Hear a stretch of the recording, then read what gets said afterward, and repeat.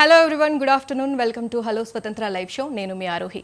మన ఆరోగ్యం మన చేతుల్లోనే ఉంటుంది, కానీ మారుతున్న లైఫ్ స్టైల్స్ వల్ల, అవగాహన లోపం వల్ల ఈ రోజుల్లో మహిళల్ని ఎక్కువగా వేధిస్తున్న ప్రధాన ఆరోగ్య సమస్యల్లో బ్రెస్ట్ క్యాన్సర్ అంటే రొమ్ము క్యాన్సర్ మొదటి వరుసలో ఉంది. ఒకప్పుడు 50 ఏళ్లు పైబడిన వారిలోనే ఈ వ్యాధి కనిపించేది.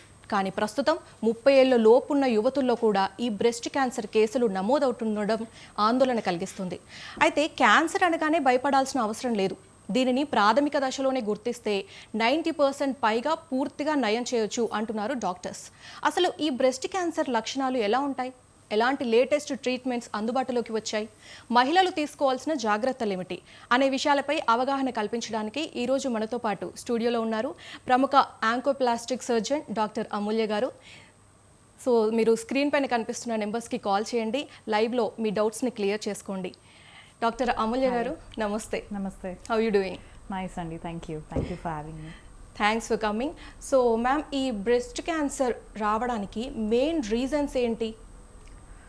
బ్రెస్ట్ క్యాన్సర్, రొమ్ము క్యాన్సర్ అని మనం అంటాం కదా, ఇది నార్మల్గా వేరియస్ రీజన్స్ ఉంటాయి ఈ దీనికి రావడానికి. ఒకటి డీనోవో అంటే రీజన్ లేకుండా రావడం. అవి కాకుండా there are various other reasons, like for example genetics. మదర్స్లో కానీ, లేకపోతే అమ్మమ్మల్లో కానీ, మదర్ వాళ్ళ చెల్లెలో కానీ, మేనత్తల్లో కానీ, సిబ్లింగ్స్ మన తోడు పుట్టిన వాళ్ళు ఎవరితో అయినా కానీ ఉంటే వాళ్ళకి వచ్చే రిస్క్ ఎక్కువ ఉంటుంది. So other than genetics, factors like obesity, ఎక్కువ alcohol intake, okay, or various other lifestyle factors, smoking, ఇవన్నీ కూడా కొన్ని associated factors for getting breast cancer. So inherited cancers అనేవి ఇలా జెనెటికల్గా ప్రీడిస్పోజ్ అయ్యి వస్తాయి ఫ్యామిలీ లీనియేజ్ ద్వారా. Other things are all related to lifestyle and excessive exposure to estrogen. All these are some of the factors. కానీ డీనోవో అనేది most కామన్గా వస్తుంది. అంటే ఏమి ఫ్యాక్టర్ లేకపోయినా బ్రెస్ట్ క్యాన్సర్ అనేది రావచ్చు. ఓకే, ఇప్పుడు ఈ బ్రెస్ట్ క్యాన్సర్లో స్టార్టింగ్ లక్షణాలు ఎలా ఉంటాయి? అంటే మనకి రొమ్ములో నొప్పి లేదంటే గడ్డలు ఇలా ఉంటాయి కదా, సో దాన్ని కూడా మనం క్యాన్సర్ లాగా భావించవచ్చా? లేదు, ఏ గడ్డని క్యాన్సర్ లాగా భావించలేం. వితౌట్ ఎనీ టెస్ట్ క్యాన్సర్ అని చెప్పడానికి ఏమీ ప్రూఫ్ ఏమీ ఉండదు. సో నార్మల్గా ఈ పేషెంట్స్ మన దగ్గరికి ఎలా ప్రజెంట్ అవుతారంటే, మోస్ట్ కామన్ సిమ్టమ్ రొమ్ములో ఒక గడ్డ రావడం. సో అది వాళ్ళు కానీ నోటీస్ చేసుకుంటారు, లేదంటే ఇన్సిడెంటల్గా ఏదన్నా స్కాన్ తీసుకున్నప్పుడు నోటీస్ అవుతుంది. సో గడ్డ అనేది మోస్ట్ కామన్ సిమ్టమ్. ఓపీడీస్కి పేషెంట్స్ వచ్చేది ఒక గడ్డతో వస్తారు. ఆ గడ్డను మనం ఇవాల్యుయేట్ చేస్తాం.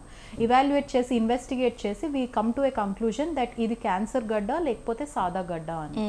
అదర్ దాన్ గడ్డతో కాకుండా వేరే other symptoms of breast cancer include nipple అంటారు.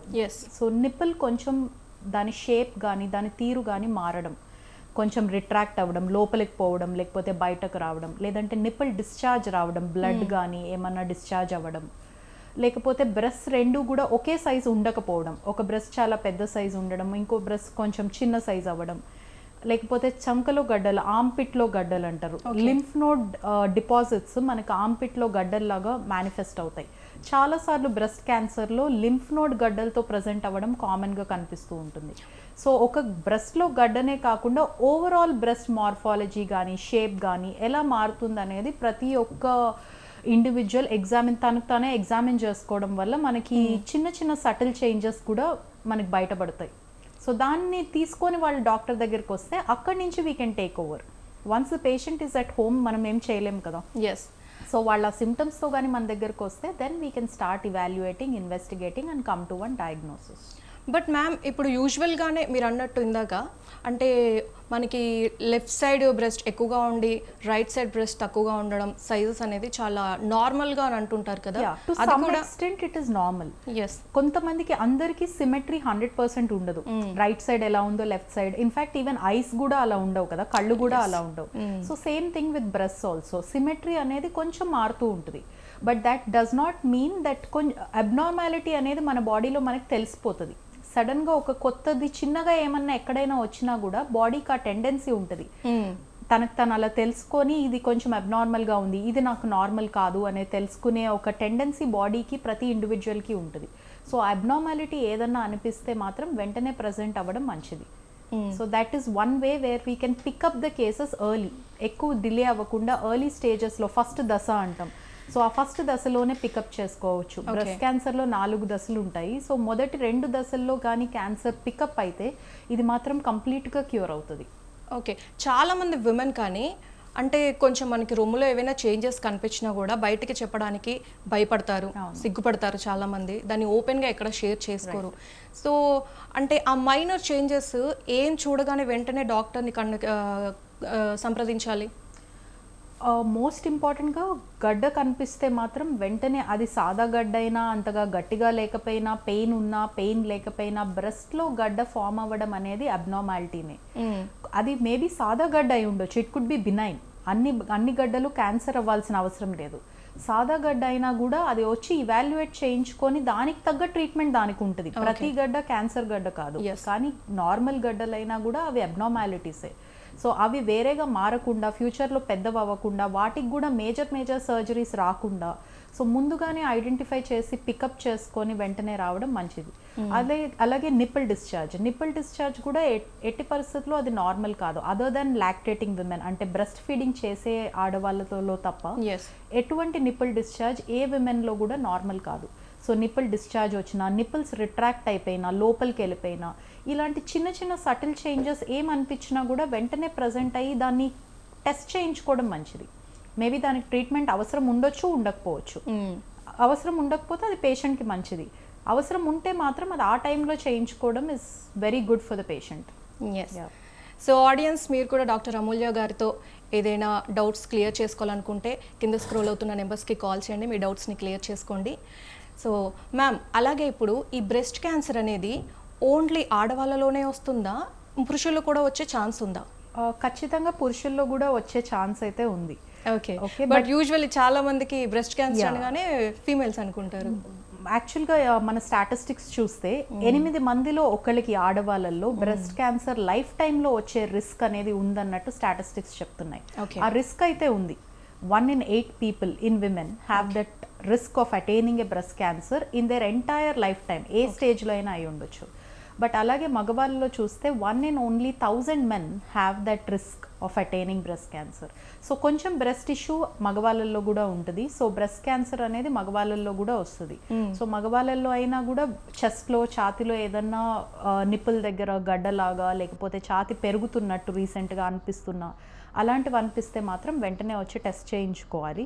ఎందుకంటే మగవాళ్ళల్లో బ్రెస్ట్ క్యాన్సర్ రాదు అనేది లేదు, బట్ దాని rate at which it can occur is very less. So 1 in 1000 వాళ్ళకి రిస్క్ ఉంది, 1 in 8 people లేడీస్కి రిస్క్ ఉంటుంది. Okay, so it is not a no in men, but ఆ అవగాహన అనేది ప్రతి ఒక్కరికి ఉండాలి. దట్ వాళ్ళకి రాదు, ఇది మాకు లేని టిష్యూ కదా, మాకు లేదు కదా బ్రెస్ట్ అనే ఆర్గన్ అనుకోవడానికి లేదు. బ్రెస్ట్ టిష్యూ అనేది మగవాళ్ళల్లో కూడా కొంచెం ఉంటుంది. అండ్ ఈ బ్రెస్ట్ క్యాన్సర్ అనేది వంశపారంపర్యంగా కూడా వచ్చే ఛాన్స్ ఉంటుందా మ్యామ్? ఒకవేళ ఉంటే ఎలాంటి జాగ్రత్తలు తీసుకోవాలి? ఖచ్చితంగా వంశపారంపర్యంగా వచ్చే బ్రెస్ట్ క్యాన్సర్స్ చాలా వరకు ఉంటాయి. ఓకే, ఎక్కువ మదర్స్లో కానీ, లేకపోతే మదర్ వాళ్ళ సిస్టర్, మేనత్తల్లో కానీ, లేకపోతే మన తోడపుట్టిన వాళ్ళు, అక్కలు చెల్లెళ్ళకి కానీ, గ్రాండ్ మదర్స్కి కానీ, 2 sides, నానమ్మకి కానీ అమ్మమ్మకి కానీ, ఇలా ఎవరికి ఉన్నా కూడా ఆ పేషెంట్కి వచ్చే ఛాన్స్, బ్రెస్ట్ క్యాన్సర్ వచ్చే ఛాన్స్ ఎక్కువ ఉంటుంది. ఇవి కాకుండా కొన్ని మ్యూటేషన్స్ ఉంటాయి, BRCA1, BRCA2 అంటాం. సో ఈ మ్యూటేషన్స్ కానీ పేషెంట్స్లో కానీ వాళ్ళ ఫ్యామిలీలో కానీ ఉంటే ఖచ్చితంగా పేషెంట్కి బ్రెస్ట్ క్యాన్సర్ వచ్చే రిస్క్, లైఫ్ టైం రిస్క్ అనేది 30-fold ఇంక్రీజ్ అవుతుంది. సో వీళ్ళు మరీ ఎక్కువ జాగ్రత్తగా ఉండాలి. బ్రాకా మ్యూటేషన్స్ ఉన్న వాళ్ళు కానీ, లేకపోతే ఫ్యామిలీలో బ్రెస్ట్ క్యాన్సర్ ఉన్న వాళ్ళు కానీ చాలా కేర్ఫుల్గా ఉండాలి. కేర్ఫుల్గా అంటే ఎలా ఉంటారు, వీళ్ళల్లో స్క్రీనింగ్ అంటాం, బ్రెస్ట్ క్యాన్సర్ స్క్రీనింగ్ అనేది చాలా ఫ్రీక్వెంట్గా చేస్తూ ఉంటాం. ఓకే, సంవత్సరానికి ఒకసారి వీళ్ళు ఖచ్చితంగా మ్యామోగ్రామ్, సంవత్సరానికి ఒకసారి, చిన్నవాళ్ళు అయితే సంవత్సరానికి ఒకసారి ఖచ్చితంగా అల్ట్రాసౌండ్ ఆఫ్ బ్రెస్ట్ చేయించుకోవాలి. ఇవి కాకుండా చాలా జెనెటిక్ టెస్టింగ్స్ ఉన్నాయి ఇప్పుడు మనకి. సో ఈ జెనెటిక్ టెస్టింగ్ కూడా చాలా ఫ్రీక్వెంట్గా చేయించుకోవాలి. ఒకసారి చేయించుకుంటే వాళ్ళకి ఐడియా వస్తుంది వాళ్ళు ఎంత రిస్క్లో ఉన్నారు అనేది.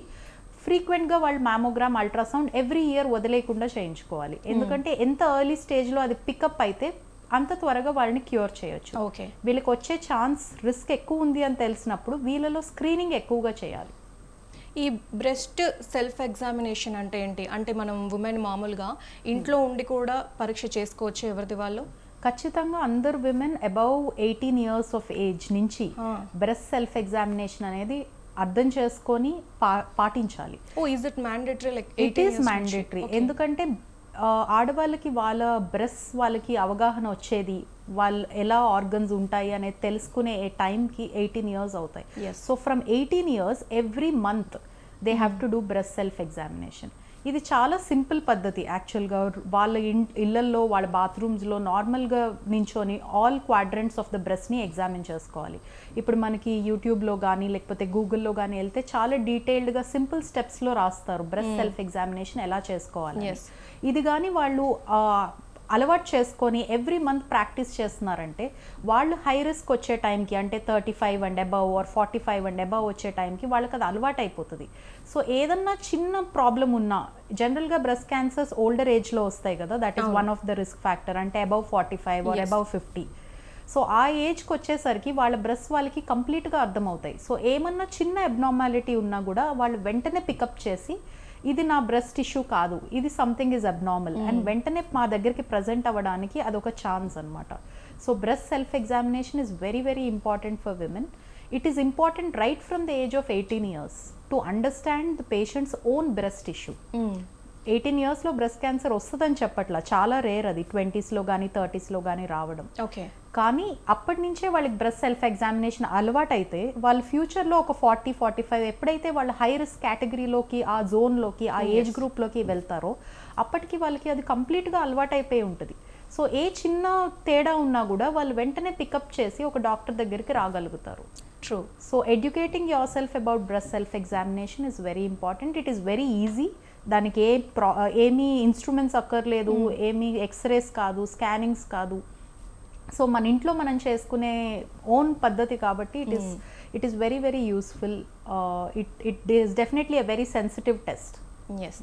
అండ్ మ్యామ్, ఇందాక మీరు అన్నట్టు మామోగ్రామ్ ఏదైతే ఉందో ఆ టెస్ట్ని ఏ ఏజ్ వాళ్ళు చేసుకోవచ్చు? అంటే పర్టికులర్ ఏజ్ నుంచి, ఇందాక ఇప్పుడు మనం సెల్ఫ్ ఎగ్జామినేషన్ అనేది 18 ఇయర్స్ నుంచి స్టార్ట్ చేయమని రికమెండ్ చేస్తాము self examination. But definitely 30 years తర్వాత అందరూ ఖచ్చితంగా చేసుకోవాలి. 18 ఇయర్స్ నుంచి సెల్ఫ్ ఎగ్జామినేషన్ చేసుకోవడం మంచిది. అలాగే మ్యామోగ్రామ్ అనేది it is a definitive screening tool for breast cancer. మ్యామోగ్రామ్కి వేరే ఏమీ ఇండికేషన్ లేదు. It is a screening tool for breast cancer. Breast క్యాన్సర్ని ఎలా స్క్రీన్ చేయాలి, ఎర్లీగా ఎలా మ్యామోగ్రామ్లో పికప్ చేయాలి. ఒక నార్మల్ గడ్డ వచ్చేదానికంటే మ్యామోగ్రామ్లో ఒక 3 ఇయర్స్ ముందరే ఆల్మోస్ట్ పికప్ చేయొచ్చని స్టడీస్ ప్రూవ్ చేస్తున్నాయి. అంటే గడ్డలాగా అది ఫామ్ అయ్యి ఒక 1 సెంటీమీటర్ 2 సెంటీమీటర్ గడ్డ ఫామ్ అయ్యి పేషెంట్కి కానీ డాక్టర్కి కానీ చేతికి తగిలే కంటే ముందే, ఆల్మోస్ట్ 2 to 3 ఇయర్స్ కంటే ముందే, అది మరీ చిన్నగా ఉన్నప్పుడే, వెరీ స్మాల్గా ఉన్నప్పుడే, లెస్ దెన్ 1 సెంటీమీటర్ ఉన్నప్పుడే, సబ్ సెంటీమీట్రిక్ లీజన్స్ అంటారు వాటిని, ఆ స్టేజ్లోనే మ్యామోగ్రామ్ పికప్ చేయగలదు ఆ క్యాన్సర్ని. సో అప్పుడే మనం ట్రీట్ చేస్తే పేషెంట్కి ఇంకా అప్పుడు క్యాన్సర్ వచ్చే ముందే మనం ట్రీట్ చేసినట్టు అవుతుంది. So that is why we recommend mammogram for every women above the age of 40 years, yearly once 40 years తర్వాత అందరు విమెన్ చేసుకోవాలి మ్యామోగ్రామ్. అదే మనం ఇదివరకు ఇందాక మాట్లాడుకున్న హై రిస్క్ ఫ్యాక్టర్స్ ఉన్నాయి, అంటే లైక్ ఓల్డర్ ఏజ్ కానీ లేకపోతే ఫ్యామిలీ హిస్టరీ కానీ, BRCA1 BRCA2 మ్యూటేషన్స్ ఉన్న వీళ్ళల్లో మాత్రం మ్యామోగ్రామ్ 30 to 35 నుంచే స్టార్ట్ చేసేస్తాం. But otherwise mammogram is indicated after 40 years of age, every year once. Okay. And అలాగే ఈ బ్రెస్ట్ క్యాన్సర్ నిర్ధారణలో బయాప్సీ లేదా FNAC పరీక్షల పాత్ర ఏంటి? అంటే బయాప్సీ చేయడం వల్ల క్యాన్సర్ శరీరం అంతా వేగంగా వ్యాపిస్తుంది అనే ప్రచారంలో ఉన్న నిజమెంత? No, that is absolutely false. దాంట్లో అసలు నిజమే లేదు. వెనెవర్ దెర్ ఇస్ గడ్డ ఉంది బ్రెస్ట్లో అనేది ఐడెంటిఫై అయితే, there is a lump in the breast అనేది ఐడెంటిఫై అయ్యిందంటే ఆ లంప్ ఏది అనేది మేము ఎస్టాబ్లిష్ చేయాలి. ఒక డాక్టర్ ఎస్టాబ్లిష్ చేయకుండా దానికి ట్రీట్మెంట్ చేయడానికి కుదరదు. సాదా గడ్డకి క్యాన్సర్ గడ్డకి ట్రీట్మెంట్ రెండు కంప్లీట్గా డిఫరెంట్గా ఉంటాయి. సాదా గడ్డ ట్రీట్మెంట్ చాలా సింపుల్గా ఉంటుంది, ఆ గడ్డ వరకే తీస్తే సరిపోతుంది. అలాగని క్యాన్సర్ గడ్డ వరకే తీస్తే సరిపోదు. గడ్డ చుట్టూ నార్మల్ టిష్యూ కానీ, కొన్నిసార్లు రొమ్ము మొత్తం తొలగించడం, కొన్నిసార్లు యాక్సిల్లా అండ్ ఆర్మ్ పిట్లో లింఫ్ నోడ్ డిసెక్షన్ చేయడం. సో చాలా ఎలాబరేట్ ట్రీట్మెంట్ ఉంటుంది. అండ్ చాలా వరకు ట్రీట్మెంట్ సర్జరీతో ఆగిపోదు. దాని తర్వాత కీమోథెరపీ కానీ, radiation, hormone therapy, targeted therapy అని డిఫరెంట్ మొడాలిటీస్ ఆఫ్ ట్రీట్మెంట్ ఉన్నాయి. సో ఇన్ని మొడాలిటీస్ ఆఫ్ ట్రీట్మెంట్తో ఉన్నప్పుడు అది క్యాన్సర్ గడ్డ కాదా అని మేము ఎలా ఎస్టాబ్లిష్ చేస్తాం? మ్యామోగ్రామ్ అది ఎస్టాబ్లిష్ చేయదు, గడ్డ ఉందనే చెప్తుంది. ఆ గడ్డని ఖచ్చితంగా బయాప్సీ చేయాల్సిందే.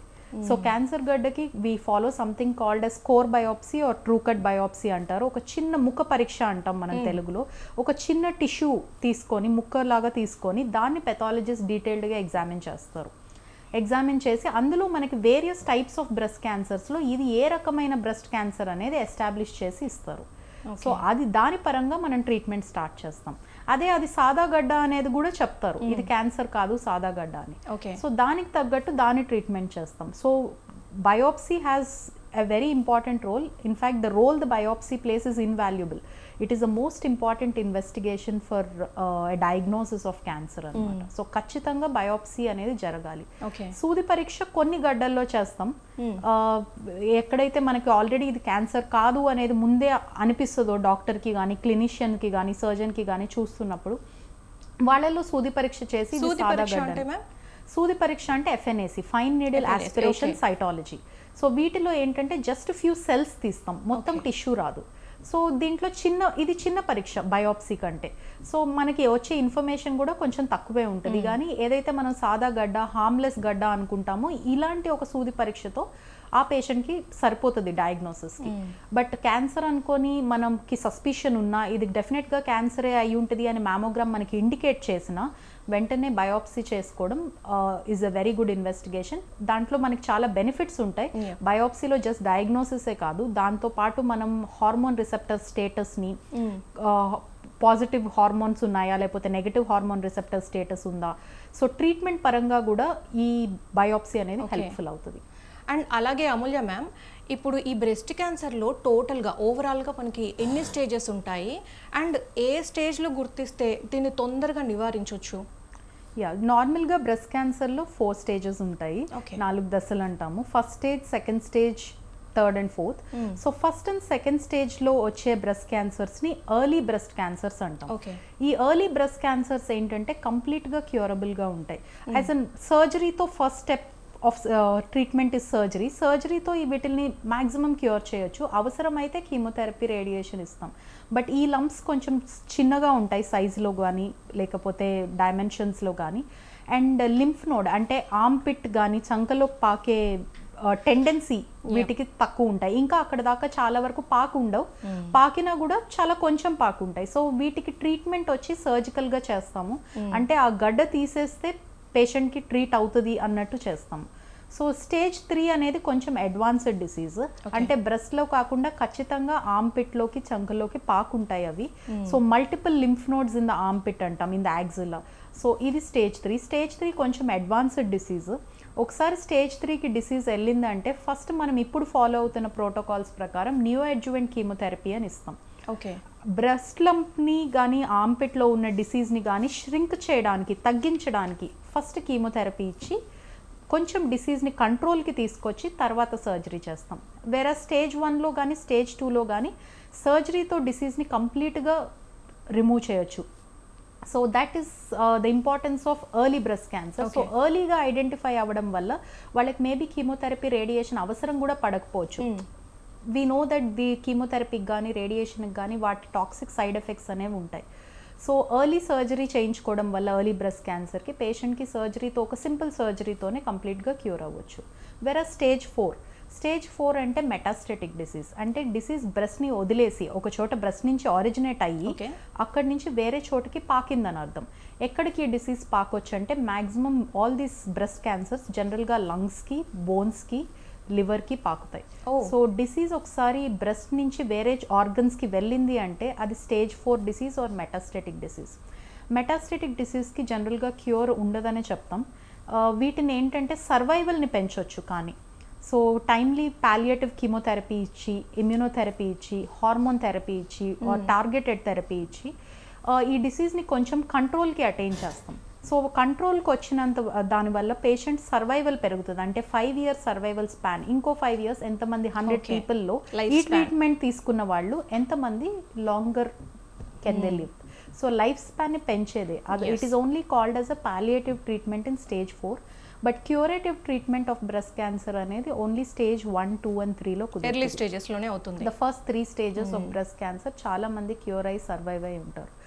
4th స్టేజ్లో పాలియేటివ్గా they will extend the life span, normal activities చేస్తారు, but the patient is not disease free or cancer free at any point. And ma'am ఇప్పుడు మీరు చెప్పినట్టు స్టేజ్ 1, స్టేజ్ 2 అంటే ఈ 4 స్టేజెస్లో మనకి ట్రీట్మెంట్స్ అనేది డిఫరెంట్గా ఉన్నాయి.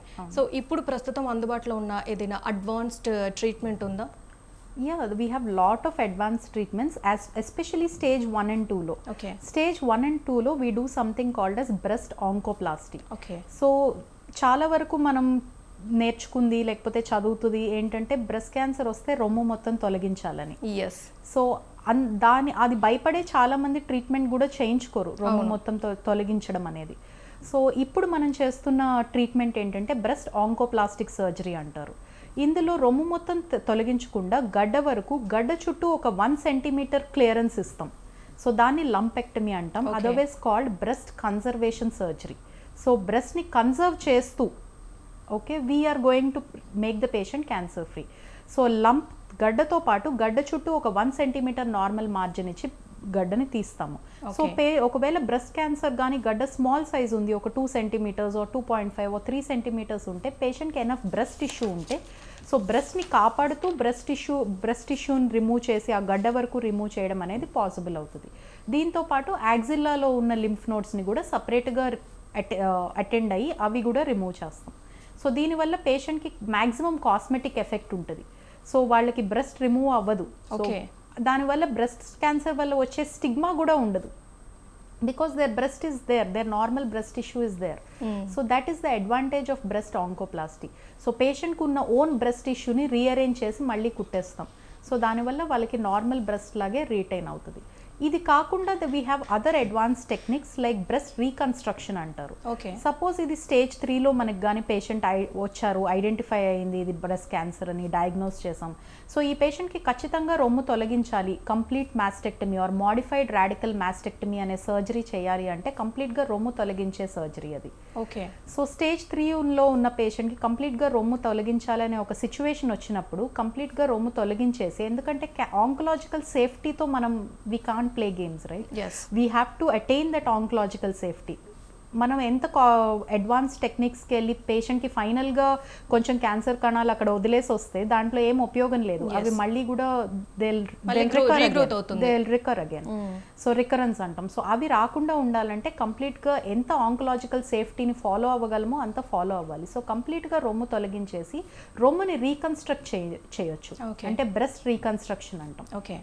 So breast reconstruction is a very advanced and it is a very nice technique where we use patients' own muscles, latissimus dorsi muscles or tram muscles, abdominal muscles gaani, back muscles gaani use chesi opposite breast A size ఉందో అదే సైజ్లో పేషెంట్కి reconstruct చేసి పెడతాం. So దానివల్ల వాళ్ళ outward appearance కానీ patient outlook కానీ కాన్ఫిడెన్స్ కానీ పోకుండా బ్రెస్ట్ క్యాన్సర్ రిమూవ్ చేయగలుగుతాం. At the same time new బ్రెస్ట్ని కూడా పేషెంట్కి క్రియేట్ చేసి ఇవ్వగలుగుతాం. సో అలాగే మ్యామ్ ఇక్కడ మోస్ట్లీ విమెన్ భయపడేది ఈదర్ మన బ్రెస్ట్ రిమూవ్ చేస్తారు అని, లేదు అంటే కీమోథెరపీ కానీ ఈ రేడియేషన్ థెరపీస్కి కానీ ఈ థెరపీస్కి కొంచెం భయపడుతూ ఉంటారు కదా. సో వాటి వల్ల వచ్చే సైడ్ ఎఫెక్ట్స్ ఎలా ఉంటాయి, ఎలాంటి సపోర్ట్ ఉంటే బాగుంటుంది పేషెంట్స్కి? డెఫినెట్గా బ్రెస్ట్ క్యాన్సర్ అనేది it is not just an independent modality of ట్రీట్మెంట్తో చేసేది కాదు. It is definitely involving a lot of modalities of treatment. ఖచ్చితంగా చాలామంది almost 70 to 80% of breast cancer పేషెంట్స్కి కీమోథెరపీ అవసరం పడుతుంది. అట్లీస్ట్ 50% ఆఫ్ పేషెంట్స్కి రేడియేషన్ అవసరం పడుతుంది. 90% or 80% ఆఫ్ పేషెంట్స్కి హార్మోన్ థెరపీ అవసరం పడుతుంది. సో ఏదైతే అవసరం పడుతుందో అవి ఖచ్చితంగా ఈ పేషెంట్స్ని తీసుకోమనే రికమెండ్ చేస్తాం. ఎందుకంటే హాఫ్ ట్రీట్మెంట్ చేయడం వల్ల జస్ట్ సర్జరీ చేసాం కదా, రిమూవ్ చేసాం కదా అనుకోవడం వల్ల ఈ బ్రెస్ట్ క్యాన్సర్ రికర్ అయ్యే ఛాన్సెస్ చాలా ఎక్కువ అవుతాయి. సో ఇవి రికర్ అవ్వకూడదు అంటే ఖచ్చితంగా we have to complete the treatment process which includes surgery, chemotherapy, radiation and hormone therapy. 4 అందరికీ అవసరం పడతాయా అంటే లేదు. కొంతమందికి సర్జరీతో అయిపోవచ్చు, కొంతమందికి కీమోథెరపీ అవసరం పడవచ్చు, కొంతమందికి అలాంగ్ విత్ కీమోథెరపీ రేడియేషన్ అవసరం పడవచ్చు. అండ్ హార్మోన్ థెరపీ అవసరం పడడం is a good thing because hormone receptors positive ఉన్నాయి అంటే పేషెంట్కి it is a good type of cancer అనేది. సో ఒక 70-80% ఆ కేటగిరీలో ఉంటారు. సో వీటికి వచ్చే సైడ్ ఎఫెక్ట్స్ ఉంటాయి. కీమోథెరపీ వల్ల టైర్డ్నెస్ కానీ, లేకపోతే వైట్ బ్లడ్ సెల్స్ తక్కువ అవ్వడం కానీ, ఎక్స్ట్రీమ్ వీక్నెస్ కానీ, ఎపిటైట్ పోవడం కానీ, హెయిర్ ఫాల్ రావడం కానీ, ఇవన్నీ కూడా some of the side effects of the current chemotherapy regimens. But at the same time all of these are reversible. ఒకసారి కీమోథెరపీ అయిపోయింది, పేషెంట్కి కీమో ట్రీట్మెంట్ అయిపోయింది అంటే hair will grow back, appetite will come back, patient body కానీ లేకపోతే వాళ్ళ general హ్యాబిటస్ కానీ అన్నీ కూడా రీగెయిన్ అవుతాయి, మళ్ళీ నార్మల్ అయిపోతాయి. సో ఇవి ఆ టెంపరీ పీరియడ్ ఆఫ్ టైంకే ఈ సైడ్ ఎఫెక్ట్స్ వస్తాయి కాబట్టి ఇవేమి లైఫ్ లాంగ్ ఎఫెక్టింగ్ కాదు. కాబట్టి we advise all patients to complete their chemotherapy treatment. ఎందుకంటే దానివల్ల వచ్చే బెనిఫిట్స్ రిస్క్స్ కంటే కూడా చాలా ఎక్కువ. సో దానివల్ల వచ్చే బెనిఫిట్ ఏంటంటే లైఫ్ లాంగ్ పేషెంట్ బ్రెస్ట్ క్యాన్సర్ని మళ్ళీ రికరెన్స్ రాకుండా చూసుకోవచ్చు. అలాగే రేడియేషన్ అంటే ఏంటి? We use energy or current to burn the cancer cells, so destroy the cancer cells. Obviously అంత ఎనర్జీ ఒక పర్టిక్యులర్ ఏరియా ఆర్ సెక్లూడెడ్ ప్లేస్కి ఇస్తున్నాం కాబట్టి ఆ బ్రెస్ట్ చెస్ట్ వాల్ ఏరియాకి ఖచ్చితంగా ఆ ఏరియా డార్క్ అవ్వడం, స్కిన్ అంతా బాగా డ్రై అయిపోవడం, చాలా ట్యాన్ అయిపోవడం, these kind of side effects are definitely there for radiation. Lot of radiation related side effects అనేవి కొంతమందికి వస్తాయి. But even that can be tackled time to time. And radiation అయిపోయిన కొన్ని నెలలకి అది నార్మల్గా కూడా చాలా మందికి వచ్చేస్తుంది. Okay, thank you Amulya ma'am, thank you so much for the information. So చూసారుగా, ఈరోజు మన హలో స్వతంత్ర ప్రత్యేక కార్యక్రమంలో బ్రెస్ట్ క్యాన్సర్పై ఎన్నో విలువైన విషయాలు, చికిత్సా విధానాలు, ఇంకా ముందస్తు నివారణ చర్యల గురించి డాక్టర్ అమూల్య గారు ఎంతో స్పష్టంగా వివరించారు. బ్రెస్ట్ క్యాన్సర్ అనేది ప్రాణాంతక వ్యాధి కావచ్చు, కానీ సరైన సమయంలో గుర్తిస్తే దానికి పూర్తి చికిత్స ఉంది. భయం, అశ్రద్ధ వేడి ప్రతి మహిళ 30 ఏళ్ళు దాటిన తర్వాత కనీసం నెలకు ఒక్కసారైనా ఇంట్లోనే సెల్ఫ్ ఎగ్జామినేషన్ చేసుకోవడం, 40 ఏళ్ళు దాటిన వారు ఏడాదికి ఒకసారి మామోగ్రామ్ చేయించుకోవడం ఎంతో ముఖ్యమంటున్నారు డాక్టర్స్. మన ఆరోగ్యాన్ని కాపాడుకోవడం మన చేతుల్లోనే ఉంది. మన ప్రేక్షకులకు ఎంతో ఓపికగా అవగాహన కల్పించినందుకు డాక్టర్ అమూల్య గారికి థ్యాంక్ యూ సో మచ్. మరొక కొత్త టాపిక్తో రేపు మళ్ళీ కలుద్దాం. చూస్తూనే ఉండండి స్వతంత్ర టీవీ.